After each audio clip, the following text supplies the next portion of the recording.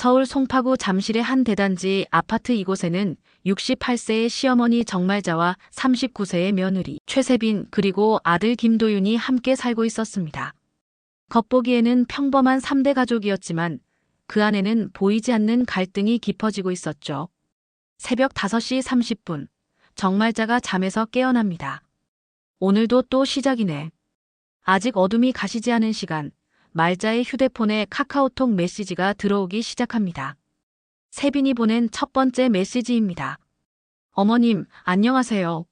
오늘 반찬 5종류 가능하실까요? 1. 멸치볶음 2. 시금치나물 3. 콩나물 무침 4. 김치찌개 5. 생선구이 부탁드려요. 말자가 한숨을 쉬며 말합니다. 벌써 시작이네. 아직 해도 안 떴는데. 두 번째 메시지가 들어옵니다. 그리고 아이 등원 좀 대신해 주실 수 있나요? 제가 오늘 중요한 미팅이 있어서요. 세 번째 메시지가 연달아 들어옵니다. 택배 오면 개봉해서 사진 찍어서 보내주시고요. 이불 커버도 교체 부탁드려요. 말자가 휴대폰을 내려놓으며 중얼거립니다. 공손한 말투지만 왜 이렇게 명령조같이 느껴지지? 오전 6시 부엌에서 반찬을 만들기 시작하는 말자. 40년간 써온 가계부를 펼쳐놓고 오늘 들어갈 재료비를 적어봅니다. 말자가 가계부에 적으며 말합니다. 멸치 5,000원, 시금치 3,000원, 콩나물 2,000원. 벌써 2만 원이 넘네. 그때 도윤이 출근 준비를 하며 부엌으로 들어옵니다. 도윤이 말합니다. 어머니, 벌써 일어나셨어요? 말자가 대답합니다.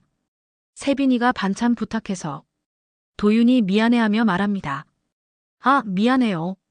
세빈이도 워킹맘이라 힘들어해서. 조금만 도와주시면 안 될까요? 말자가 이해하려고 하며 말합니다. 그래, 며느리가 힘들겠지. 엄마가 도와야지. 오전 8시, 세빈이 출근하면서 말합니다. 어머님, 오늘도 고생 많으세요. 반찬 냉장고에 넣어두시고 택배는 거실에 놓아주세요. 말자가 고개를 끄덕이며 대답합니다. 알았어. 조심해서 다녀와. 하지만 세빈이 나간 후 말자의 휴대폰에는 계속해서 메시지가 들어옵니다. 세빈의 메시지가 계속 옵니다. 어머님, 제가 깜빡한 게 있는데 마트에서 기저귀랑 물티슈 사다 주실 수 있나요? 그리고 오늘 청소업체가 와서 에어컨 청소하는데 입회 부탁드려요. 저녁에는 도윤이 오빠가 좋아하는 갈비찜 해주시면 좋겠어요. 말자가 메시지를 보며 한숨을 쉽니다. 이게 부탁인가 지시인가? 오전 10시 마트에서 장을 보는 말자. 카트에는 세빈이 요청한 물건들이 가득합니다. 말자가 계산대에서 영수증을 보며 말합니다. 총 83,000원. 내 돈으로 또 결제하네. 그때 같은 단지에 사는 부녀회장 양 회장이 마트에서 말자를 만납니다. 양 회장이 인사하며 말합니다. 아이고 말자씨. 또 큰 장을 보시네요. 말자가 쓴웃음을 지으며 대답합니다. 며느리가 부탁한 것들이에요. 양 회장이 관심을 보이며 말합니다. 며느리분이 참 의젓하시겠어요. 그런데 너무 무리하지는 마세요. 말자가 고개를 끄덕이며 말합니다. 고마워요, 회장님. 그런데 가족이니까 당연한 일이죠. 오후 1시, 집으로 돌아온 말자는 쉴 틈도 없이 갈비찜 준비를 시작합니다. 그때 시누이 김도희에게서 전화가 옵니다. 도희가 전화로 말합니다. 어머니, 저예요, 도희. 말자가 반갑게 대답합니다. 아이고, 도희야. 잘 지내니? 도희가 부탁을 하며 말합니다. 어머니, 죄송한데 저희 아이 학용품 좀 사다 주실 수 있어요? 제가 일이 있어서. 말자가 당황하며 말합니다. 아, 그런데 도희야. 오늘 세빈이 부탁한 일들이 너무 많아서. 도희가 설득하며 말합니다. 가족인데 뭘 그래요? 세빈이도 이해할 거예요. 결국 말자는 또다시 외출 준비를 합니다. 오후 3시, 문구점에서 학용품을 사는 말자. 이미 하루의 3번째 외출입니다. 말자가 점원에게 말합니다. 연필 한 다스, 공책 10권, 크레파스. 모두 얼마예요? 점원이 대답합니다. 총 42,000원입니다. 말자가 또다시 자신의 카드로 결제하며 중얼거립니다. 오늘만 벌써 12만 원이 넘게 썼네. 오후 4시, 집에 돌아온 말자는 갈비찜을 끓이며 피곤에 지쳐 있었습니다. 그때 어지럼증이 와서 잠깐 앉아서 쉬게 됩니다. 말자가 가슴을 짚으며 말합니다. 어지러워. 좀 쉬어야겠네. 하지만 그때 세빈에게서 또 메시지가 옵니다. 어머님, 갈비찜 준비 잘 되고 있나요? 도윤 오빠가 6시에 집에 온다고 해요. 말자가 힘겹게 일어나며 말합니다. 휴식도 못하게 하네. 저녁 6시 도윤이 집에 돌아왔습니다. 도윤이 기뻐하며 말합니다. 와, 갈비찜 냄새가 대박이에요. 어머니, 고생 많으셨어요. 말자가 피곤한 표정으로 대답합니다. 응, 맛있게 먹어라. 세빈도 퇴근해서 돌아왔습니다. 세빈이 밝게 말합니다. 어머님, 오늘도 너무 고생 많으셨어요. 정말 감사해요. 도윤이 아내를 보며 말합니다. 세빈아, 어머니가 너무 피곤해 보이시는데. 세빈이 변명하며 말합니다. 저도 일 때문에 바빠서. 어머님께서 도와주신다고 하셔서. 말자가 힘없이 말합니다. 괜찮아. 가족인데 뭐. 그날 밤 말자는 혼자 방에서 오늘 있었던 일들을 생각해 봅니다. 말자가 혼잣말합니다. 오늘 하루 동안 받은 요청이 반찬 5가지, 아이 등원 택배 처리, 청소업체 입회, 마트 장보기, 갈비찜, 그리고 도희 아이 학용품까지. 말자가 가계부를 보며 계산해 봅니다. 내 돈으로 쓴 게 12만 5천 원이네. 그때 말자는 결심을 합니다. 내일부터는 모든 걸 기록해 봐야겠어. 다음 날 아침 말자는 새로운 노트를 꺼내서 업무일지라고 제목을 적어 놓습니다. 말자가 노트에 적으며 말합니다. 시간, 요청 내용, 소요 시간, 비용. 모두 다 기록해 보자. 오전 6시 어김없이 세빈의 메시지가 들어옵니다. 어머님, 오늘은 미역국이랑 불고기, 계란찜 부탁드려요. 말자가 노트에 기록합니다. 오전 6시 마이너스 반찬 3종 요청. 오전 8시 세빈이 출근하면서 추가 요청을 합니다. 어머님, 제가 몸살 기운이 있어서 오늘 좀 못 움직일 것 같아요. 아이 하원도 부탁드려요. 말자가 노트에 추가로 기록합니다. 오전 8시 마이너스 아이 하원 요청 세빈 몸살 이유. 그런데 점심시간 양 회장이 말자에게 전화를 걸어왔습니다. 양 회장이 말합니다. 말자 씨, 혹시 단지 카페 보셨어요? 말자가 궁금해하며 물어봅니다. 무슨 일이에요? 양 회장이 설명합니다. 며느리분이 글을 올리셨는데 좀 이상해서요. 말자가 단지 카페를 확인해 보니 세빈이 올린 글이 있었습니다. 세빈의 게시글 내용입니다. 시어머니께서 자꾸 도와주신다고 하시면서 약속을 어기셔서 속상해요. 오늘도 몸살로 힘든데 이해해 주시지 않으셔서 마음이 아파요. 말자가 충격받으며 말합니다. 이게 뭐야? 그때 양 회장이 더 충격적인 소식을 전해줍니다. 양 회장이 말합니다. 그런데 말자 씨, 제가 어제 낮에 카페에서 며느리분을 봤어요. 말자가 놀라며 묻습니다. 어제요? 어제 세빈이가 집에 있었는데. 양 회장이 확실히 말합니다. 아니에요. 친구들과 생일 파티를 하고 있더라고요. 케이크도 들고 있고. 말자가 혼란스러워하며 말합니다. 그런데 어제 세빈이가 단톡방에 몸살로 못 움직인다고 했는데. 양 회장이 조언합니다. 말자 씨, 이상해요. 한번 확인해 보세요. 그날 저녁 말자는 관리사무소에 가서 CCTV 열람을 요청했습니다. 관리소장이 설명합니다. 어제 오후 2시부터 4시 사이 엘리베이터 영상을 보여드릴게요. CCTV에는 세빈이 친구들과 함께 케이크 박스를 들고 밝게 웃으며 엘리베이터를 타는 모습이 나왔습니다. 말자가 확신하며 말합니다. 역시 거짓말이었구나. 관리소장이 추가로 설명합니다. 공동현관 출입 로그도 확인해 보시겠어요? 출입 로그에는 세빈이 그날 오후에 여러 번 출입한 기록이 남아 있었습니다. 말자가 분노하며 말합니다. 몸살로 못 움직인다면서 이렇게 자주 출입을. 그날 밤 말자는 모든 증거를 정리하기 시작했습니다. 말자가 노트에 정리하며 말합니다. 첫째, 거짓말로 일을 시키고. 둘째, 단지 카페에 허위 글을 올리고. 셋째, 내 돈으로 계속 결제하게 하고. 이때 말자는 더 충격적인 것을 발견했습니다. 가계부를 뒤져보니 지난 6개월 동안 세빈의 심부름으로 들어간 비용이 무려 380만 원이나 되었던 것입니다. 말자가 계산하며 말합니다. 380만 원. 매달 60만 원 넘게 내 돈으로. 다음 날 말자는 더 치밀하게 증거를 수집하기 시작했습니다. 말자가 계획을 세우며 말합니다. 이제 제대로 싸워보자. 40년 동안 가계부를 써온 게 헛되지 않게. 오전 8시 세빈이 또다시 요청 메시지를 보냅니다. 어머님, 오늘 손님이 와서 잡채랑 전 부탁드려요. 말자가 이번에는 다르게 대응합니다. 세빈아, 재료비는 누가 낼까? 세빈이 당황하며 답장합니다. 그냥 평소처럼 하시면 되죠. 말자가 확실히 합니다. 내 돈으로 하라는 뜻이니? 세빈이 회피하며 답장합니다. 가족인데 그런 걸 따져요?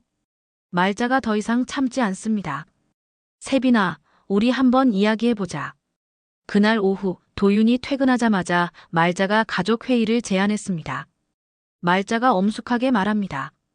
도윤아, 세빈아, 잠깐 앉아보자. 도윤이 의아해하며 말합니다. 어머니, 무슨 일이세요? 말자가 테이블 위에 하얀 앞치마를 올려놓습니다. 말자가 선언합니다. 오늘부로 나는 이 집의 하녀를 퇴사한다. 세빈이 당황하며 말합니다. 어머님, 갑자기 무슨 말씀을? 말자가 업무일지를 펼쳐 보이며 말합니다. 지난 일주일 동안의 기록이야. 하루 평균 12시간, 주 7일 근무. 도윤이 놀라며 말합니다. 어머니, 이게 뭐예요? 말자가 상세히 설명합니다. 오전 6시 기상, 반찬 만들기부터 시작해서 심부름, 육아, 청소까지. 그리고 모든 비용은 내 돈. 세빈이 변명하려고 합니다. 어머님, 저도 바빠서. 말자가 단호하게 말합니다. 바쁘다고? 그럼 이건 뭐야? 말자가 TV에 USB를 연결하며 CCTV 영상을 재생합니다. 화면에는 세빈이 친구들과 케이크를 들고 웃으며 엘리베이터에 타는 모습이 나왔습니다. 도윤이 충격받으며 말합니다. 세빈, 이게 뭐야? 너 그날 몸살이라고 했잖아. 세빈이 당황하며 말합니다. 그건. 말자가 계속해서 증거를 제시합니다. 그리고 이건 공동현관 출입 로그야. 몸살로 못 움직인다던 시간에 5번이나 출입했더라. 도윤의 표정이 점점 굳어집니다. 말자가 가계부를 보여주며 말합니다. 그리고 이건 6개월간 세빈이 심부름으로 내가 쓴 돈. 380만 원. 도윤이 믿을 수 없다는 표정으로 말합니다. 380만 원을. 어머니가. 말자가 더욱 충격적인 증거를 제시합니다. 그리고 이건 세빈이가 단지 카페에 올린 글이야. 화면에 세빈의 게시글이 나타납니다. 시어머니께서 자꾸 도와주신다고 하시면서 약속을 어기셔서 속상해요. 도윤이 분노하며 말합니다. 세빈, 이게 뭐야? 어머니가 도와주시는데 왜 이런 글을? 세빈이 급하게 변명합니다. 그건 그냥 속상해서. 그때 양 회장이 초인종을 누르며 들어왔습니다. 양 회장이 말합니다. 말자 씨가 부탁하셔서 왔어요. 부녀회에서 확인한 게 있어서요. 양 회장이 서류를 꺼내며 설명합니다. 단지 카페 허위글 신고가 5건 들어왔어요. 운영 정책 위반으로 계시자 본인이 삭제와 사과를 해야 합니다. 세빈이 절망하며 말합니다. 이런. 그때 시누이 도희가 갑자기 들어왔습니다. 도희가 밝게 말합니다. 어머니, 안녕하세요. 오늘도 부탁드릴 게 있어서. 말자가 단호하게 말합니다. 도희야, 너도 앉아. 도희가 분위기를 눈치채며 조심스럽게 말합니다. 무슨 일이에요? 말자가 휴대폰에서 도희와의 카카오톡 대화를 보여줍니다. 말자가 읽어줍니다. 가족인데 뭘 그래요. 세빈이도 이해할 거예요. 넌 엄마니까 당연하죠. 도희가 당황하며 말합니다. 그건 정말 가족이라서. 말자가 냉정하게 말합니다. 가족이면 공짜로 부려먹어도 된다는 뜻이야? 도윤이 이제야 상황을 정확히 파악하며 말합니다. 어머니, 정말 죄송해요. 제가 몰랐어요. 말자가 마지막 카드를 꺼냅니다. 그리고 이건 세빈이가 나에게 강요하려던 위임장이야. 말자가 서류를 보여주며 설명합니다. 은행에 편하게 다니시라면서 내 도장을 찍게 하려던 사전증여 위장 문서야. 도윤이 충격받으며 말합니다. 세빈, 이것도 진짜야? 세빈이 완전히 침묵해버립니다. 말자가 마지막으로 선언합니다. 이제 규칙을 정하자. 첫째, 심부름은 시급제나 외주로 전환한다. 둘째, 거짓말로 일을 시키지 않는다. 셋째, 단지 카페 허위 글은 즉시 삭제하고 사과한다. 도윤이 아내에게 말합니다. 세빈아, 어머니 말씀이 맞아. 우리가 너무 심했어. 세빈이 어쩔 수 없이 고개를 끄덕입니다. 도희도 사과합니다. 어머니, 제가 잘못했어요. 앞으로는 제대로 된 부탁을 하겠어요. 말자가 만족스럽게 말합니다. 좋아. 이제부터 새로 시작하자. 그날 저녁 세빈은 단지 카페에 사과문을 올렸습니다. 세빈의 사과문입니다. 안녕하세요. 며칠 전 시어머니에 관한 글을 올린 최세빈입니다. 제가 사실과 다른 내용을 올려서 시어머니께 상처를 드렸습니다. 깊이 반성하며 사과드립니다. 그리고 가족 단톡방에도 메시지를 올렸습니다. 앞으로 어머님께 개인 심부름 요구를 중단하고 필요한 일은 시급이나 외주 원칙으로 하겠습니다. 도희도 분담표에 서명하며 말합니다. 어머니, 앞으로는 제가 직접 해결하거나 정당한 대가를 드리겠어요. 일주일 후 말자는 양 회장에게 그동안 썼던 하얀 앞치마를 기증합니다. 말자가 웃으며 말합니다. 회장님, 이거 필요한 분께 주세요. 저는 이제 안 써도 돼요. 양 회장이 감탄하며 말합니다. 말자 씨, 정말 대단하세요. 어떻게 그렇게 치밀하게 준비하셨어요? 말자가 대답합니다. 40년 동안 가계부를 쓴 경험이 도움이 됐어요. 기록의 힘이죠. 한 달 후 말자는 커뮤니티 센터에서 베이킹 클래스를 시작했습니다. 말자가 수강생들에게 말합니다. 오늘은 마들렌을 만들어 볼 거예요. 정확한 계량과 기록이 중요해요. 한 수강생이 말합니다. 선생님, 요즘 말자 선생님 소문이 자자해요. 며느리랑 갈등을 슬기롭게 해결하셨다며. 말자가 웃으며 대답합니다. 갈등 해결의 비결은 정확한 기록과 냉정한 판단이에요. 또 다른 수강생이 묻습니다. 구체적으로 어떻게 하신 거예요? 말자가 설명합니다. 첫째, 모든 상황을 객관적으로 기록했어요. 둘째, 감정보다는 사실을 중심으로 대화했어요. 셋째, 명확한 경계선을 그었어요. 수강생들이 감탄하며 박수를 칩니다. 그날 저녁 집에 돌아온 말자를 도윤이 맞이합니다. 도윤이 말합니다. 어머니, 베이킹 클래스 어떠세요? 말자가 기뻐하며 대답합니다. 너무 좋아. 내 적성에 맞는 것 같아. 세빈도 다가와서 말합니다. 어머님, 정말 죄송했어요. 그때 제가 너무 이기적이었어요. 말자가 따뜻하게 말합니다. 이제 지난 일이야. 우리 앞으로 잘 지내자. 도윤이 제안합니다. 그런데 어머니, 베이킹 클래스 수강료는 저희가 드릴게요. 그동안 어머니께 신경을 못 써드려서. 말자가 고마워하며 말합니다. 고마워. 그런데 이제 필요한 건 서로 부탁하고 대가는 정확히 하자. 3개월 후 말자의 베이킹 클래스는 대기자가 생길 정도로 인기가 많아졌습니다. 지역 신문 기자가 인터뷰를 요청했습니다. 기자가 질문합니다. 말자 선생님, 베이킹 강사로 새 출발하게 된 계기가 있으신가요? 말자가 대답합니다. 제 인생에 전환점이 있었어요. 가족 관계에서 일방적으로 희생하던 것을 멈추고 제 꿈을 찾게 된 거죠. 기자가 더 자세히 묻습니다. 어떤 전환점이었나요? 말자가 웃으며 설명합니다. 40년간 써온 가계부와 기록 습관이 제 무기가 되었어요. 정확한 기록으로 문제를 해결하고 새로운 삶을 시작할 수 있었죠. 기자가 감탄하며 말합니다. 정말 멋진 이야기네요. 다른 분들에게 조언 한 말씀 해주세요. 말자가 진심으로 말합니다. 도움은 부탁으로, 노동은 계약으로 해야 해요. 가족에게도 경계가 필요하고 그것이 진짜 예의입니다.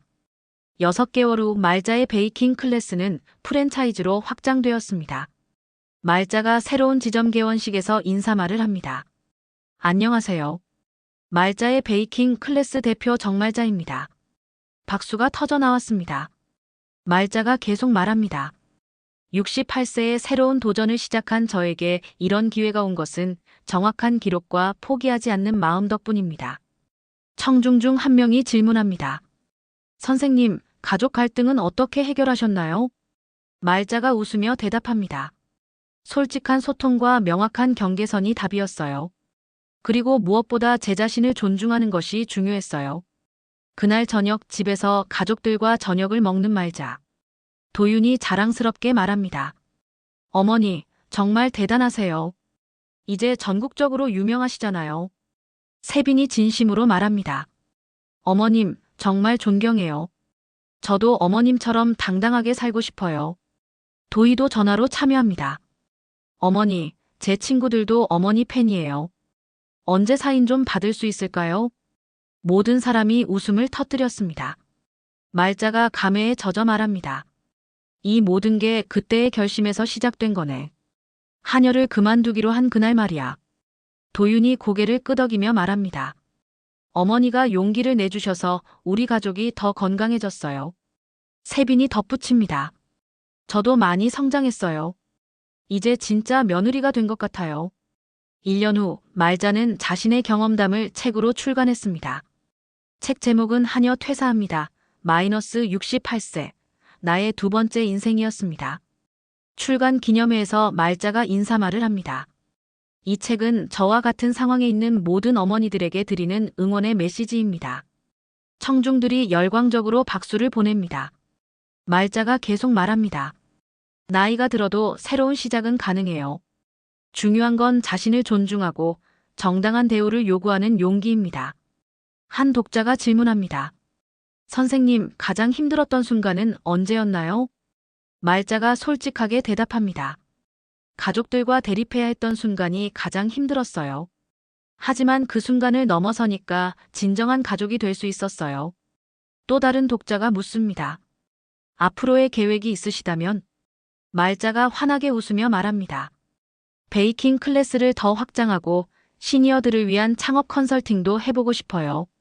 나이는 숫자에 불과하다는 걸 보여드리고 싶거든요. 2년 후 말자는 시니어 창업의 아이콘이 되었습니다.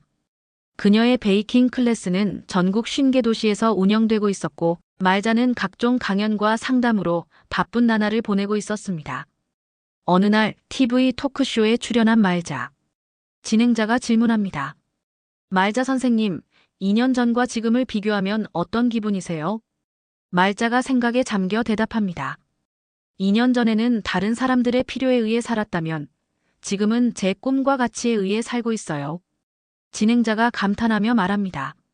정말 대단한 변화네요. 시청자들에게 마지막 말씀 부탁드려요. 말자가 카메라를 바라보며 진심으로 말합니다. 나이가 들어도 어떤 상황에서도 포기하지 마세요. 여러분은 여러분 인생의 주인공이에요. 다른 사람의 하녀가 아니라 말이에요. 그날 밤 집에 돌아온 말자를 온 가족이 축하해 주었습니다. 도윤이 말합니다. 어머니, TV 나오신 거 봤어요. 정말 멋있으셨어요. 세빈이 덧붙입니다.